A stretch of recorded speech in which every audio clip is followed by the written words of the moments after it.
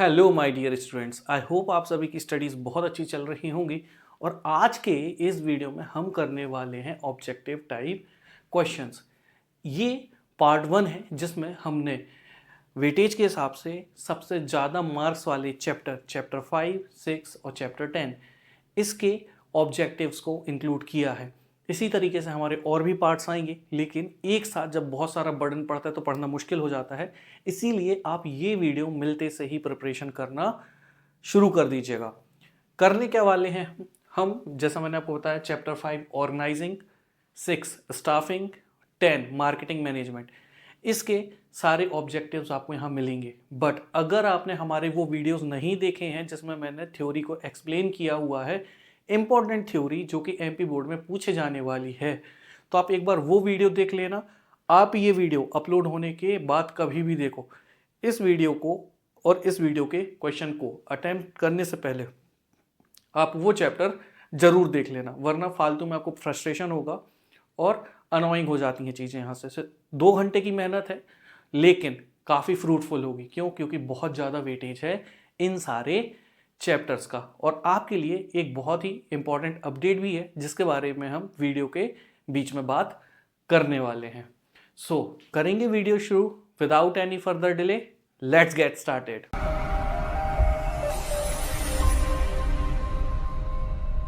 जब हम ये ऑब्जेक्टिव टाइप क्वेश्चन अटेम्प्ट कर रहे होंगे तो आपको क्वेश्चन भी ध्यान से पढ़ना है और मेरे एक्सप्लेनेशंस को भी सुनना है, ताकि ये या इससे एसोसिएटेड कैसा भी ऑब्जेक्टिव आपसे बने तो आप वो अटेम्प्ट कर पाएं। इसमें जल्दबाजी मत करना। तो करेंगे शुरू। और सबसे पहला क्वेश्चन है हमारा, जो सबसे पहला क्वेश्चन है वो ये कहता है कि इनमें से कौन से ऐसे डिस्ट्रीब्यूशन चैनल हैं जो सूटेबल हैं किन के लिए, मैन्युफैक्चरर के लिए, और ये लिमिटेड रहते हैं, और साथ ही साथ में ये कवर करना चाहते हैं क्या, वाइड मार्केट। कहने का मतलब ये है इनके पास जो प्रोडक्ट हैं ये बहुत सारे नहीं हैं, लेकिन ये मार्केट ज़्यादा से ज़्यादा कैप्चर करना चाहते हैं। तो ऐसे लोग किस लाइन का यूज़ करेंगे? तो ऐसे लाइन यूज़ करेंगे किसका? 3 लेवल का। अब ये 3 लेवल क्या है? देखो, यहाँ समझना है क्या, 2 चैनल होते हैं। पहली बात, एक डायरेक्ट चैनल होता है और एक होता है इनडायरेक्ट चैनल। डायरेक्ट चैनल में डायरेक्ट जो मैन्युफैक्चरर होता है वो अपना गुड्स पहुंचा देता है किसके पास?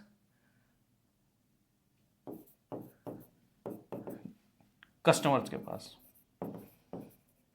इसे एक नाम से और जाना जाता है, 0 लेवल। इनडायरेक्ट की बात करें तो इसमें भी 3 लेवल आते हैं। तो 3 लेवल में हम देखेंगे तो 2 लेवल में आपको क्या देखने के लिए मिलेगा? आपको मैन्युफैक्चरर और कस्टमर के बीच में एक व्यक्ति और देखने के लिए मिलेगा, और वो होगा कौन? रिटेलर। फिर आता है 2 लेवल, 3 लेवल सॉरी।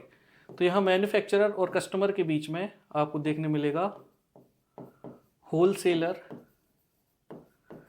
फिर रिटेलर, मतलब जो माल है वो इसी सीक्वेंस में जाएगा।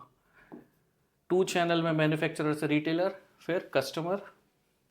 3 चैनल में होलसेलर से फिर रिटेलर, और फिर रिटेलर से कस्टमर। इसके अलावा एक चैनल और होता है जिसमें 4 चैनल होते हैं, और वो क्या है? यहाँ पर अगर आप बीच में अगर एजेंट्स को भी ऐड कर दें तो यही बन जाता है क्या? 4 लेवल। तो सिंपल सी बात है, 2 तरीके के होते हैं, एक डायरेक्ट एक इनडायरेक्ट। डायरेक्ट मैन्युफैक्चरर से कस्टमर को पहुंचा तो 0 लेवल, इनडायरेक्ट बीच में कोई भी घुस गया तो उसके लेवल क्रिएट हो जाते हैं, 2 लेवल, 3 लेवल, 4 लेवल। तो अगर वहां सिंपली रिटेलर आया तो 2 लेवल, होलसेलर भी आ गया तो 3 लेवल, एजेंट आ गया तो 4 लेवल। अब देखिए क्वेश्चन क्या कह रहा है। क्वेश्चन ये कह रहा है कि ज़्यादा से ज़्यादा मार्केट में सामान पहुंचाना है। तो इससे क्या समझ आता है कि वो ज़्यादा से ज़्यादा लोगों को यूज़ करेगा, इसी वजह से आंसर हो जाता है 3 लेवल। नेक्स्ट क्वेश्चन इज कि हमारा जो मार्केटिंग मिक्स है, मार्केटिंग मिक्स में कौन सा एलिमेंट नहीं आता? तो मार्केटिंग मिक्स के होते हैं 4 एलिमेंट, और इसमें 3 गिवन है, एक प्रोडक्ट, एक प्रमोशन, एक और हो गया प्लेस, चौथा मिसिंग है। और आप ये कमेंट करके बताना अगर आपने अच्छे से पढ़ रखा है तो, कि चौथा कौन सा है। जिन जिन बच्चों के आंसर करेक्ट होंगे मैं उन सारे बच्चों के कमेंट को हार्ट दे दूंगा, तो क्लियरली समझ में आ जाएगा कि सही आंसर क्या है। वो चौथा भी इंपॉर्टेंट है ऑल दो। तो इसका सही आंसर क्या आ जाता है? इसका सही आंसर है प्रोटेक्शन ऑफ कंज्यूमर। ये पार्ट नहीं होता किसका? मार्केटिंग मिक्स का। Next question is which marketing concept places importance to attract and persuade customer to buy the product. इनमें से ऐसा कौन सा कॉन्सेप्ट है जो कंज्यूमर को अट्रैक्ट करना चाहता है और परसुएट करता है कि आपको चीज़ें खरीद लेना है? लाइफ में कभी ऐसा हुआ कि कोई व्यक्ति मिल गया और वो बोला गया अरे सर ले लो प्लीज़ ले लो, तो यहाँ पर कौन सा कॉन्सेप्ट आता है? यहाँ पर आपका आंसर होता है क्या? Selling concept. Then come which element of marketing mix makes the good available from manufacturer to consumer. कौन सा ऐसा मार्केटिंग मिक्स है जहां पर जो व्यक्ति है वो अपने गुड्स को अवेलेबल करवाएगा? Option product mix, price mix, place mix या प्रमोशन मिक्स। सुन के ही समझ में आ रहा है कि जो मैन्युफैक्चरर है वो अपने प्रोडक्ट को प्लेस करवाना चाहता है, रखवाना चाहता है, तो answer is place mix. Place mix में एक मैन्युफैक्चरर अपने जो गुड्स हैं उनको मार्केट में पहुंचाता है, तो answer is C, place mix. Next, which of the following is a function of labelling. तो लेबलिंग के फायदे क्या होते हैं? लेबलिंग आपको पता होगा क्या होता है, अगर आपने वो मेरे जो वीडियोस हैं देखे हैं तो आपको क्लियरली पता होगा कि लेबलिंग क्या होती है। फायदे क्या होते हैं या फंक्शन क्या होते हैं ये समझेंगे। Option A, describe the product and specify it's content. Product के बारे में जानकारी देगा, उसके अंदर क्या है ये बताएगा। बी, ये आइडेंटिफिकेशन में मदद करेगा। सी, ए और बी दोनों। या चौथा ऑप्शन है facilitating use of the product. तो जो लेबलिंग है वो क्या हेल्प करता है? प्रोडक्ट के ऊपर जो भी लेबल लगा होता है उससे हमें क्या मिलता है? जानकारी मिलती है। तो वो जो जानकारी होती है वही हमारी हेल्प करती है प्रोडक्ट को पहचानने में। जैसे मैगी को कैसे पहचानते हो आप? लिखा रहता है ना मैगी, और उसके अंदर क्या क्या है ये भी इसी से पता चलेगा। तो answer is both A and B. Moving on to the sixth one, to protect companies image and ये इंश्योर करना कि जो पब्लिक है उनके बीच में किसी भी तरीके की नेगेटिव पब्लिसिटी ना आए, तो फर्म किसका उपयोग करेगी? सेल्स का, पब्लिक रिलेशन का, एडवर्टीजमेंट का या पर्सनल सेलिंग का? तो ये रहा आपका दूसरा क्वेश्चन जो आप मेरे पिछले क्वेश्चन के साथ में आंसर करेंगे, क्योंकि इसका आंसर भी काफी ज्यादा इजी है। देखते हैं कितने बच्चे ऐसे हैं जो इन सारे क्वेश्चंस को जो मैं आपको देने वाला हूं अटेम्प्ट करते हैं और करेक्ट आंसर करते हैं। तो ये भी आप नीचे कमेंट करके बताएंगे कि इसका आंसर क्या है। Then comes which of the following promotional tools provide direct and immediate feedback. इनमें से ऐसे कौन से टूल हैं प्रमोशन के जिसमें इमीडिएटली आपको क्या फीडबैक मिल जाता है? Advertisement, sales promotion, personal selling या public relation? And the answer is personal selling. Personal selling में बेच रहा व्यक्ति अपना प्रोडक्ट देता है और जो खरीदार होता है वो इमीडिएटली अपना फीडबैक दे सकता है कि जो प्रोडक्ट है वो कैसा है। देन प्राइसिंग ऑब्जेक्टिव इंक्लूड, क्या होगा इसमें? Surviving in a competitive market, एक ऐसा मार्केट जो बहुत कॉम्पिटिटिव है वहां पर सर्वाइव करना, या फिर जो क्वालिटी लीडरशिप है ये अटेन करना, हासिल करना, या फिर मार्केट में एक काफी बड़ा शेयर हासिल करना। तो प्राइसिंग के ऑब्जेक्टिव क्या होंगे? आंसर इज तीनों। तो यहां पर आपका ऑप्शन नंबर डी है करेक्ट आंसर, क्योंकि ये तीनों चीजें टारगेट करेगा कौन? Pricing objective.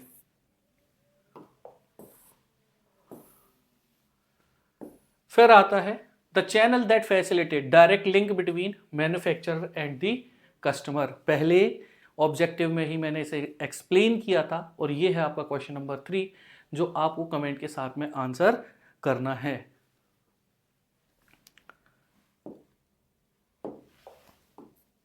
Moving on, which of the following statement is incorrect?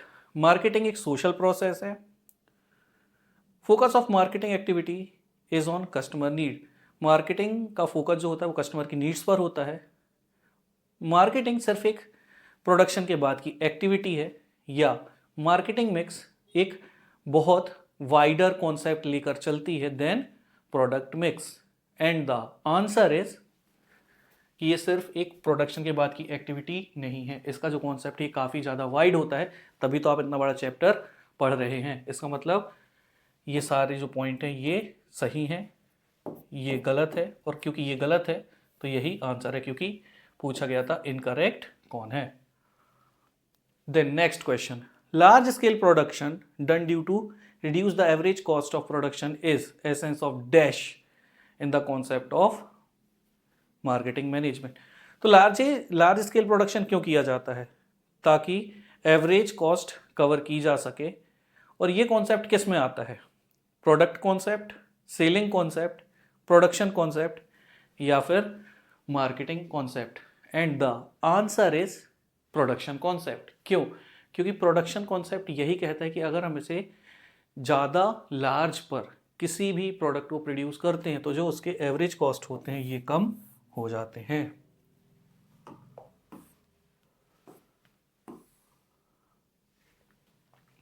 Next question, in delegation we have sharing of authority and responsibility between. तो डेलीगेशन में जो अथॉरिटी और रिस्पॉन्सिबिलिटी होती है इनके बीच में कितने लेवल्स होते हैं? 2 लेवल, मल्टीपल लेवल, या फिर ये डिपार्टमेंट वाइज होती है, या none of the above? And the answer is 2 levels.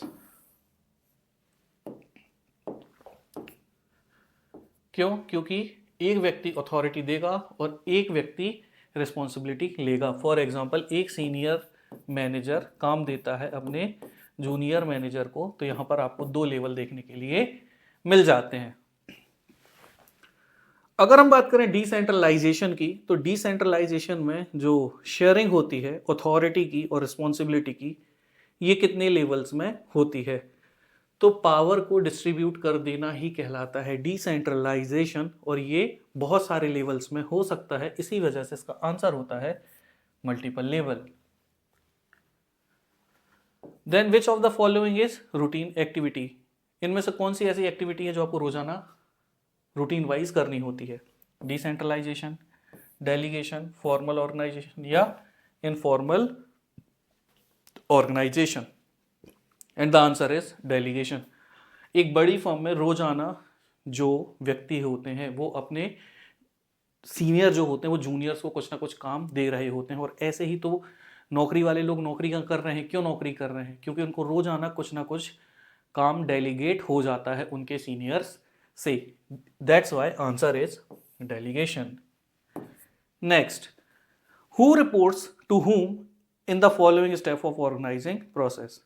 Identifying the activities, grouping the activities, assignment of duties या establishing authority relationship? तो यहां पर बात की गई है कि कौन किसको रिपोर्ट करेगा। ये 2 शब्द सुन के ही समझ में आ गया होगा, यहां पर बात की जा रही अथॉरिटी रिलेशनशिप की। फिर है सेंट्रलाइजेशन रिफर्स टू। तो डिसेंट्रलाइजेशन का मतलब होता है पावर को बहुत ज़्यादा बांट देना, और सेंट्रलाइजेशन का मतलब होता है क्या? पावर को एक ही जगह पर कॉन्सेंट्रेट कर देना। ये मैंने बहुत ही प्यारे एग्जाम्पल के साथ वीडियो में समझाया भी था। तो सेंट्रलाइजेशन का मतलब होता है क्या? Retention of decision making authority, opening new branches, separation of division और लेवल, या dispersal of decision making authority. तो ना तो डिसीजन मेकिंग अथॉरिटी को बांटा जाता है, ना नई ब्रांचेस खोली जाती हैं, और ना डिवीजन या लेवल का सेपरेशन होता है। यहाँ पर होता है retention of decision making authority, मतलब वापस से डिसीजन मेकिंग अथॉरिटी जब अपनी पावर को रिटेन कर लेती है तो किसका एग्जाम्पल हुआ? एग्जाम्पल हुआ सेंट्रलाइजेशन का। Next, grouping of activities in accordings to their nature. तो नेचर के हिसाब से एक्टिविटीज को ग्रुप कर देना क्या कहलाता है? Division of work, departmentalization, specialization या डिसेंट्रलाइजेशन? अगर आप अपने मन में कोई भी आंसर सोच रहे हैं तो वीडियो पॉज करके अटेम्प्ट करके फिर देखिएगा कि आपके कितने आंसर करेक्ट जा रहे हैं। इसे आप बहुत जल्दबाजी में अगर जैसे सारे वीडियोस को निकाल देते हैं वैसे ही निकाल देंगे तो यहाँ पर आपके लिए परेशानी आ जाएगी, क्योंकि यहाँ आपको एक्सप्लेनेशन नहीं मिल रहा है, यहाँ पर आपको मिल रही है कॉन्सेप्चुअल क्लैरिटी। तो इसका आंसर है डिपार्टमेंटलाइजेशन। जब एक ही नेचर के काम को एक साथ कर दिया जाता है तो उसे बोला जाता है departmentalisation. Next, dash function of management establish the relation between responsibility and authority. तो ऐसा कौन सा फंक्शन है जो रिस्पॉन्सिबिलिटी और अथॉरिटी के बीच में एक रिलेशनशिप इस्टेब्लिश करता है? प्लानिंग, ऑर्गेनाइजिंग, स्टाफिंग या directing? And the answer is organizing. Organizing एक रिलेशनशिप इस्टेब्लिश करेगा बिटवीन रिस्पॉन्सिबिलिटी एंड अथॉरिटी। क्यों? क्योंकि वहां पर चीजें ऑर्गेनाइज होती हैं। Then grouping of activities on the basis of product line is a part of functional structure, divisional structure, formal organization या इनफॉर्मल ऑर्गेनाइजेशन। तो एक्टिविटीज को ग्रुप कर देना किस बेसिस पे कि उनकी प्रोडक्ट लाइन क्या है। ये बहुत इंपॉर्टेंट कॉन्सेप्ट था, हमने थ्योरी में बहुत अच्छे से डिस्कस किया था। तो इसका आंसर है डिविजनल स्ट्रक्चर। जब प्रोडक्ट लाइन की चीज़ों को हम एक साथ ग्रुप कर देते हैं on the basis of activity तो वो बन जाता है क्या? Divisional structure. अगर आपको इसमें कन्फ्यूजन आ रहा है तो आप हमारे वीडियोस को एक बार ज़रूर देखें, क्योंकि हो सकता है या तो आपने फास्ट फॉरवर्ड किया होगा या देखा ही नहीं होगा, तो ये सिचुएशन आ रही है, वरना ये सिचुएशन नहीं आती। बट आई होप आपके आंसर सही जा रहे हों और आपने वो वीडियोस देखे भी हों।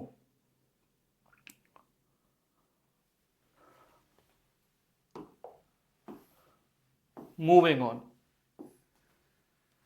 The element of delegation which relates to the obligation of subordinate to properly perform the assigned duty is known as। यहाँ पर एक जो सबऑर्डिनेट है उसे जो काम दिए गए हैं उनको प्रॉपरली करना और साथ ही साथ में उसे कंप्लीट करना, ये एलिमेंट किसका होता है? क्वेश्चन एक बार और समझा देता हूँ। जो एलिमेंट होता है डेलीगेशन का, जो एक ऑब्लिगेशन क्रिएट करता है सबऑर्डिनेट मतलब जूनियर्स में कि उन्हें अपना काम पूरा करना पड़ेगा, तो उसे क्या बोला जाता है? Answer is responsibility.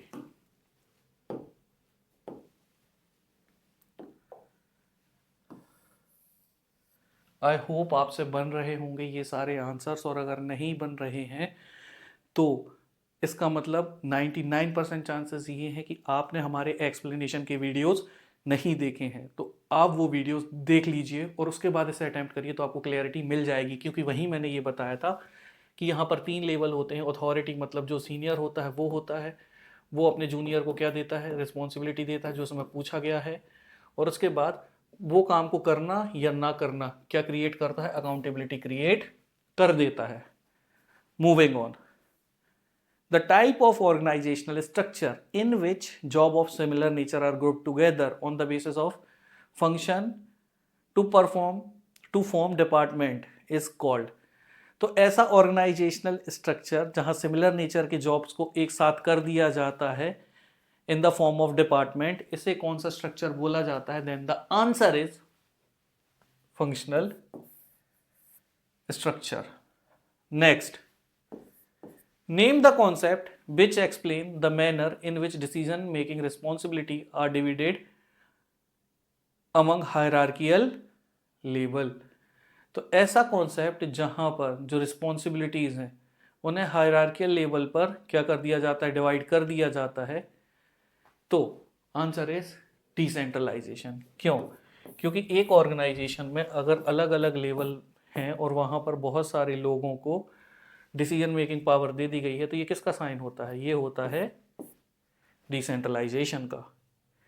Next, which of the following statement is true? Accountability जो है ये पूरी तरीके से डेलीगेट की जा सकती है। नेक्स्ट, जो अकाउंटेबिलिटी है ये फ्लो करती है डाउनवर्ड्स। अकाउंटेबिलिटी का मतलब ये होता है कि आपको आंसर करना पड़ेगा, जिम्मेदारी लेनी पड़ेगी उस फाइनल आउटकम की जो आपको दिया गया है। किसी भी तरीके का टास्क दिया गया है तो उसका जो आउटकम होता है उसके प्रति जिम्मेदारी या उत्तरदायी हो जाना, फिर आता है D, accountability means the right of an individual to command his subordinate. Accountability का मतलब ये है कि आप अपने जूनियर्स को आदेश दे सकते हैं। और आंसर है इसका सी, किसी भी कार्य के प्रति अपनी जिम्मेदारी को मानना कहलाता है क्या, अकाउंटेबिलिटी। Next efficiency. तो एफिशिएंसी फोकस करती है रिसोर्सेज के ऑप्टिमम यूज में, या ये इन्वॉल्व करती है कॉस्ट बेनिफिट एनालिसिस, यानी कि ज़्यादा से ज़्यादा कॉस्ट का जो बेनिफिट लिया जा सकता है वो, या means of doing task correctly, अच्छे से किसी भी काम को करना विथ मिनिमम कॉस्ट, या all of the above. And the answer is all of the above. Efficiency ये भी फोकस करेगी कि रिसोर्सेज का ऑप्टिमम यूज हो, यहाँ पर कॉस्ट बेनिफिट एनालिसिस भी होता है, मतलब जो आपका कॉस्ट लग रहा है उससे बेनिफिट मिलने वाले हैं या नहीं मिलने वाले उसका एनालिसिस, फिर या किसी भी टास्क को करेक्टली करना कम से कम कॉस्ट में। तो एफिशिएंसी में ये सारी चीज़ें होती हैं। तो हमारा अगला क्वेश्चन है कि which of the following is an organizational objective of the management. Management का ऑर्गेनाइजेशनल ऑब्जेक्टिव क्या होता है, सर्वाइवल या ग्रोथ या प्रॉफिट या ऑल ऑफ दीज। तो answer is all of these. एक ऑर्गेनाइजेशन जो है वो प्रॉपर मैनेजमेंट के थ्रू ये कोशिश करेगी कि पहले वो सरवाइव करें, फिर उन्हें प्रॉफिट हो, और फिर तीसरा जो इसमें स्टेप आता है वो होता है ग्रोथ।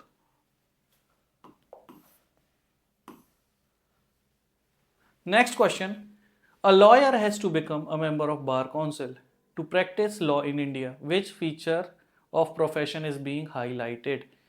तो एक लॉयर को मेंबर बनना पड़ता है बार काउंसिल का, तब जाके वो लॉ को प्रैक्टिस कर सकता है। तो इससे प्रोफेशन का कौन सा फीचर हाईलाइट हुआ है, ethical code of conduct, service motive, professional association या फिर restricted entry. So answer is professional association. किसी भी तरीके की जब आपको क्या करना पड़ता है, किसी भी ग्रुप का या एजेंसी का जब आपको सदस्य बनना पड़ता है, तभी जाके अगर आपकी डिग्री कंप्लीट हो या आपकी स्टडीज़ कंप्लीट हो तो उसे काउंट किया जाता है किसमें, प्रोफेशनल एसोसिएशन में। क्योंकि वो व्यक्ति जो बार काउंसिल का मेंबर नहीं है वो किसी भी तरीके से कभी भी लॉयर नहीं बन सकता।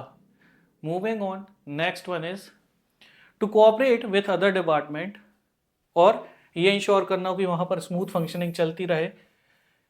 सो highlight the function of dash level of management. तो एक ऑर्गेनाइजेशन के बीच में स्मूथ फंक्शनिंग चलते रहने के लिए कौन सा ऐसा लेवल जिम्मेदार होता है, तो इसका आंसर है मिडिल लेवल। दूसरे डिपार्टमेंट के बीच में अगर कोऑर्डिनेशन का काम करता है तो वो करता है मिडिल लेवल। क्यों, क्योंकि ये टॉप लेवल से क्या करेगा, आदेश लेगा और उसे इम्प्लीमेंट कराएगा कहाँ पर, सुपरवाइजरी लेवल पर, या इसे एक नाम से और जाना जाता है lower level. Next, which of the following is characteristic of management.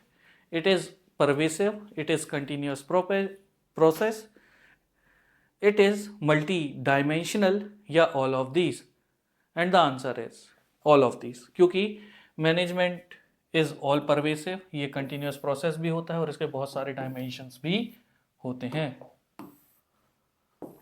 Then management must be efficient, effective, both A and B, या either A or B, and the answer is both A and B। जो management होता है उसे efficient भी होना पड़ता है और इफेक्टिव भी होना पड़ता है, तब जाके एक ऑर्गेनाइजेशन अच्छे से फंक्शन कर पाती है। ये सारी चीज़ें अगेन बहुत अच्छे से डिस्कस की गई हैं किसमें, वो एक्सप्लेनेशन जो मैंने वीडियोस में दिए हैं। Then management is a science, art, both science and art, या नीदर साइंस नॉर आर्ट। तो answer is both science and art, और क्यों होते हैं ये वीडियो में एक्सप्लेन्ड है। लेकिन वो इंपॉर्टेंट अपडेट जो मुझे आपको देनी थी वो ये थी कि यहाँ पर हमने ऑब्जेक्टिव टाइप क्वेश्चंस में एमसीक्यूज तो कर लिए हैं, मल्टीपल चॉइस क्वेश्चन, लेकिन ट्रू और फॉल्स का क्या। फिल इन द ब्लैंक्स का क्या, मैच द कॉलम का क्या। तो हमने आपके लिए अरेंज किए हैं क्या, match the column, fill in the blanks and true और फॉल्स, और ये रहे वो सारे क्वेश्चन इसी पीडीएफ में आगे अवेलेबल हैं। ये रहे मैच द कॉलम, इन्हें आप अटेम्प्ट करेंगे, आपकी कॉपी में आप आंसर लिखेंगे और इन सारे क्वेश्चन के आंसर जो है वो डिस्क्रिप्शन में मिल जाएंगे। लेकिन ये पीडीएफ आपको अपलोडेड नहीं मिलेगी, इसे आपको यहीं अटेम्प्ट करना पड़ेगा और आप अपने आंसर जो है वो पीडीएफ से देख सकते हैं, जो कि डिस्क्रिप्शन में आपको मिल जाएगी। तो यहाँ पर ये जो तीनों चैप्टर जिनके ऑब्जेक्टिव हमने कंप्लीट किए हैं, इनसे जितने पॉसिबल मैच द कॉलम बन सकते थे हमने आपको प्रोवाइड कर दिए हैं। ये रहे मैच द कॉलम्स, लगभग 8 मैच द कॉलम है। फिर इसके बाद आप मूव करेंगे तो आपको मिलेंगे ट्रू और फॉल्स। यहाँ पर आप अटेम्प्ट कर सकते हैं आपके सारे ट्रू और फॉल्स को, और ये भी आपको मिल जाएंगे लगभग 3 क्वेश्चंस में। फिर आता है आपका फिल इन द ब्लैंक्स, इसके भी आपको 3 क्वेश्चन मिलेंगे और एक क्वेश्चन में लगभग 10 फिल इन द ब्लैंक्स होंगे। और ये सारे जो क्वेश्चन है आप इत्मीनान से बैठ के आंसर करेंगे, क्योंकि आपको खुद पता है बहुत ज़्यादा वेटेज होता है इनका। आंसर इन वन वर्ड में भी ये काफ़ी ज़्यादा हेल्पफुल हो जाते हैं। सो दैट्स इट गाइस, यहाँ पर कंप्लीट होता है हमारा ऑब्जेक्टिव टाइप क्वेश्चंस का पार्ट 1। अब आपको क्या करना है, मेरे अगले वीडियो के आने तक ये सारे एमसीक्यूज अटेम्प्ट कर लेने हैं। जो क्वेश्चन मैंने आपसे पूछा था उसके आंसर कमेंट में करने हैं। साथ ही साथ में अगर आप डायरेक्टली ये कर रहे हैं तो मेरी सजेशन ये है कि 2 घंटे का टाइम तो आप कभी भी निकाल लोगे। आप अगर एग्ज़ाम के अभी 6-7 दिन पहले ये वीडियो देख रहे हैं तो भी इतना टाइम मिल जाएगा कि आप 2 घंटे निकाल के 3 घंटे निकाल के वहाँ जो थ्योरी मैंने एक्सप्लेन की है उसको समझ के इसे अच्छे से अटेम्प्ट करो। क्योंकि ये आप मेरे लिए नहीं, आप अपने स्वयं के लिए कर रहे हैं ताकि आप ज़्यादा से ज़्यादा मार्क्स स्कोर कर सकें। तो आपको इसको करने से पहले वो 3 चैप्टर करने हैं, चैप्टर 5 ऑर्गेनाइजिंग, चैप्टर 6 स्टाफिंग और चैप्टर 10 मार्केटिंग मैनेजमेंट। इनका वेटेज बहुत ज़्यादा है। तो दैट्स इट, बस जो टास्क मैंने आपको दिए हैं ये कंप्लीट करिएगा। मिलूंगा जल्दी ही मैं आपसे अगले वीडियो में, तब तक के लिए my name is Manav, signing off. जय हिंद।